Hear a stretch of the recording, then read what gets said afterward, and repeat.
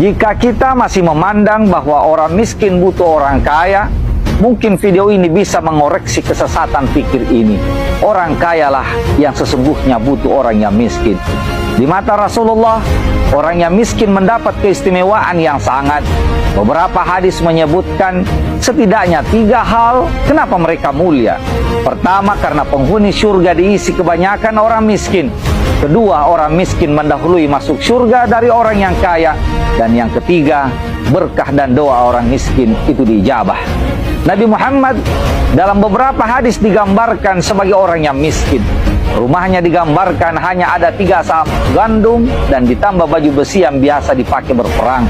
Di bagian yang lain, Umar bin Khattab pernah mendapati Rasulullah baru saja bangun dan terlihat bekas pelepah kurma di pipinya.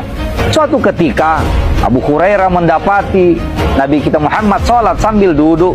Saat ditanya keadaannya, Rasulullah sambil memegang perutnya mengatakan ia lapar.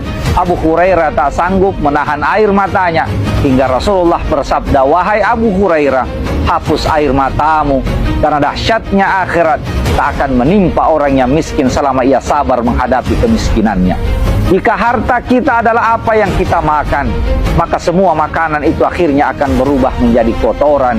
Jika harta yang kita punya adalah apa yang kita pakai, maka pakaian itu toh akan tua, sobek dan akhirnya akan lapuk.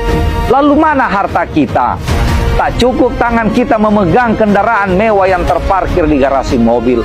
Tak kuat tangan kita menggenggam seluruh lembaran-lembaran rupiah hingga deposito kita. Kita butuh bantuan. Kita butuh orang lain agar semua barang-barang itu terantar hingga melintasi batas akhirat. Kita butuh tempat penitipan barang, mungkin bernama ekspedisi transendental.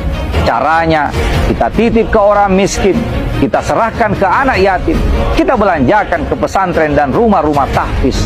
Mereka lah yang akan membawa seluruh harta kita sampai ke akhirat.